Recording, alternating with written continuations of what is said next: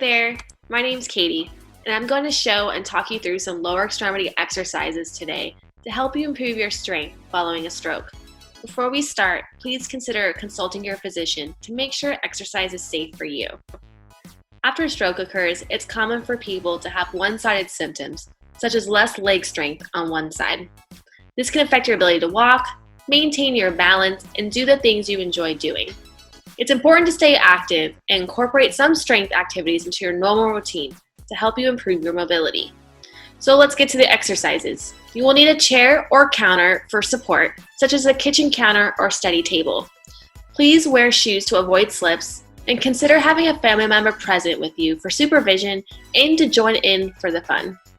I'm going to show some modifications to each exercise as we go through for those of you who prefer or need to be seated safely in the chair when doing these exercises.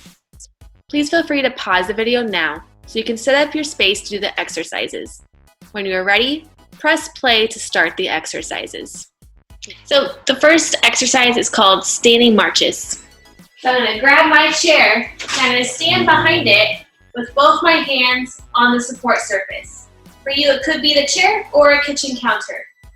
And what you'll go ahead and do, you'll lift one leg up, put it down, and then lift up your other leg. So you're marching like you're in a marching band. Try to keep your body tall, looking forward. Try not to bend your back. Try to be up straight. If you want more of a challenge, you can do it with one hand or no hands. Try to do that for 10 repetitions in a row. For those of you who are seated in a chair, it'll be a very similar thing. It's called seated marching. And again, you're going to lift one leg up, put it down.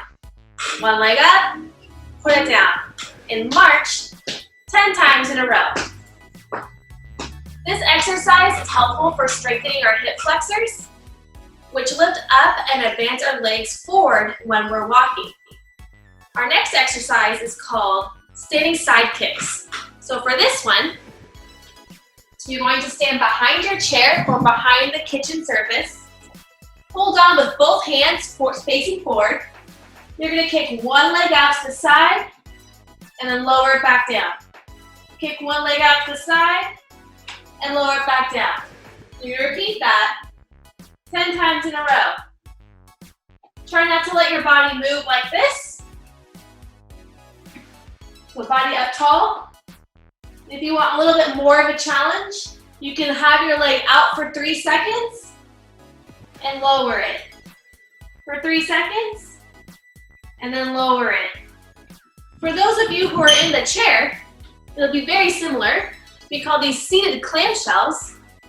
You're going to lift one leg out to the side, bring it back in. Leg out to the side, and bring it back in. And again, you'll do this 5 times on each leg for a total of 10 repetitions.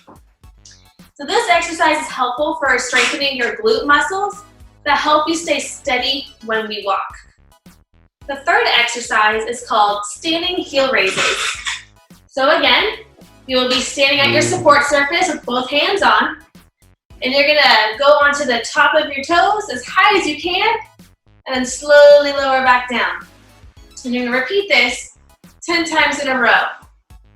Keep your body facing forward, and kind of pull like you're going up straight to the ceiling, and back down. For those of you who are doing this in the chair, it'll be very similar. You'll be doing your heel raises all the way up and all the way down. And you'll do this 10 times in a row. Try to keep your body up nice and tall. So this exercise is helpful for strengthening our big calf muscles that help us take big steps forward when we're walking.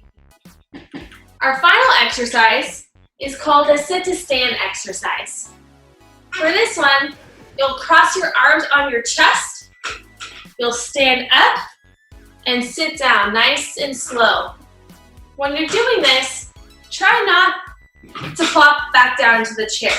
The point is to be controlled. For those of you who need a little extra support, considering holding onto the armrest of your chair, pushing up, and then coming back down. Or maybe it's one hand support. The idea is to stay in control. For those of you who need to stay in the chair, you can lift your hips off a little bit and then come back down. And this is still a great way to get your exercise. Another modification you can do is put some pillows underneath so you're raised higher in the seat and you can work in this range for your muscles until you build up more strength to be able to do it from all the way back down. So this exercise is the most functional exercise out of all of these exercises. So if you had to do one of them, this is the one to do. And the reason is because it helps strengthen our leg muscles that we get up and use every day when we get out of a chair, get off the toilet, or get out of a car. So it's very functional, and it's a great way of strengthening your hips. So that wraps up our 4 leg exercises today to help you improve your strength after a stroke. You can do these exercises up to 3 times a week. Consider looking into community resources and exercise classes if you found this helpful and you want to learn more things to stay healthy and active. Thank you for your time, and then go ahead and practice these exercises every day as you see fit. Thank you for your time. Take care.